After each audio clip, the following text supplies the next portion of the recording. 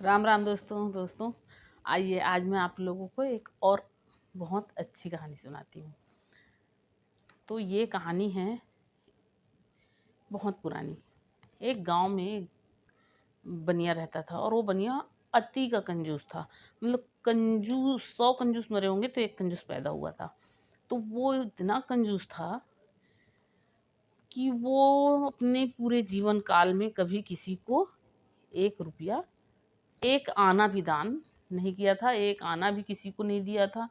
कभी किसी प्रकार का कोई खर्च, मतलब ऐसा बिना काम के बिना मतलब के खर्च नहीं किया था। तो और ना वो कभी कहीं घूमने जाता, ना कभी वो कहीं तीर्थ करने जाता, ना कभी कोई मंदिर जाता, सिर्फ इसलिए कि कहीं जाऊंगा तो पैसा लगेगा, इसलिए वो कभी कहीं नहीं जाता। और उसकी पत्नी जब भी कहीं जाने को बोलती तो वो यही बोलता कि नहीं, फालतू जाके क्या करना है, वहाँ फालतू पैसा खर्च करने से क्या फ़ायदा, ऐसा करके और टाल देता था। एक बार उसकी पत्नी बोलती है, कहीं नहीं जाते हो, कम से कम गंगा जी ही नहा के आ जाओ। तो वो सोचता है बात तो ठीक है, गंगा जी जाने में कोई पैसा लगना नहीं है, गंगा जी जाना है, डुबकी लगाना है और आ जाना है। और उस ज़माने में तो गाड़ी घोड़ा का तो सवाल ही नहीं था। लोग मतलब घोड़ा गाड़ी में, बैलगाड़ी में या घोड़ा गाड़ी में जाते थे, लोग पैदल ज़्यादा जाते थे। तो वो जो सेठ था बनिया, वो सोचा मैं पैदल पैदल जाऊँगा तो कोई पैसा भी नहीं लगेगा, जाऊँगा गंगा जी में डुबकी लगाऊँगा और आ जाऊँगा, गंगा जी में भी पैसा नहीं लगेगा। ऐसा सोच के और वो घर से जाता है और वहाँ गंगा जी में डुबकी लगाता है। जैसे ही डुबकी लगा के निकलता है तो अब भगवान जी जो है ना, वो एक साधु का रूप लेके और उसके सामने खड़े हो जाते हैं और बोलते हैं कि तुम गंगा जी में डुबकी लगा के निकले हो तो कम से कम किसी साधु को 1 पैसा दान कर दो। तो वो बोलता है, मतलब अब वो अब मन में विचार करता है, अरे ये तो गड़बड़ हो गया, अब मेरे को तो यहाँ पैसा तो मैं लेके नहीं आया हूँ, और लाए भी रहता तो कौन संभार दे देता। तो वो ना वो साधु से बोलता है कि मेरे पास तो पैसा नहीं है, तो मैं तो लेके ही नहीं आया हूँ। तो वो साधु बोलता है कि जो भगवान जी साधु बन के आए रहते हैं, वो साधु बोलते हैं कि ठीक है, तुम मेरे को आप घर चल के दे दो। तो बोलता है मेरा घर तो बहुत दूर है। तो साधु बोलता है ठीक है, जब भी मैं, तुम अपने घर का पता बता दो, मैं आपके घर आ जाऊँगा और घर से ले लूँगा। ये तो अब आपको देना ही पड़ेगा क्योंकि आप गंगा स्नान किए हो, तो ये आपको कम से कम 1 पैसा देना ही पड़ेगा। तो वो बनिया बोलता है ऐसा कि ठीक है, वो सोचता है ये कहाँ मेरे घर जाएगा, तो बोलता है ठीक है, मैं अपने मेरे घर आना तो मैं दे दूँगा। अब वो घर का पता-वता बता देता है और आ जाता है अपने घर। अब वो आ जाता है अपने घर में, आके अपना खाता-पीता है और आराम करता है, सोता है। तो सुबह-सुबह भगवान जो है ना, वो वही साधु के रूप में उसके घर पहुँच जाते हैं। अब जब दरवाज़ा पीटते हैं तो वो सेठानी जो है वो बाहर निकलती है। तो बोलते उस भगवान जी जो साधु के रूप में आए रहते हैं, बोलते हैं सेठ जी ने बुलाया था। तो वो बोलती है सेठ जी ने बुलाया था, हाँ। तो वो जाके और अंदर सेठ जी को बोलती है कि कोई साधु महाराज आए हैं और बोल रहे हैं कि आप बुलाए थे। तो वो तो समझ जाता है कि अरे ये तो वही साधु जी हैं। तो बोलता है कि ठीक है, बोल दो कि सेठ तो सो रहे हैं। तो वो जाग बोलती है कि महाराज, सेठ जी तो सो रहे हैं।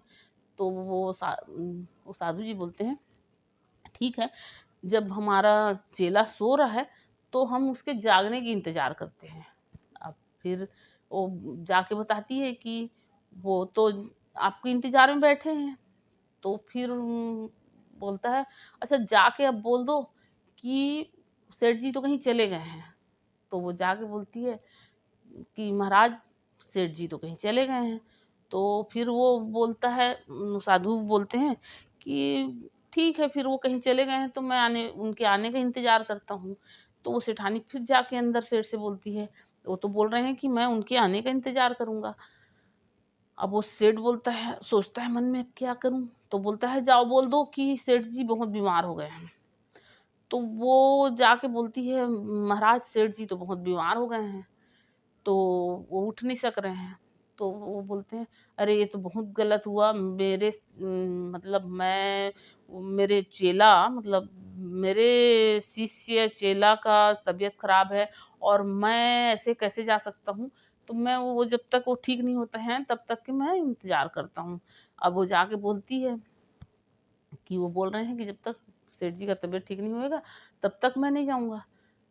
तो फिर वो बोलता बोलता है, थोड़े एक दिन वैसे ही चलता है, फिर दूसरे दिन बोलता है, जाके अब बोल दो उसको कि सेठ जी मर गए।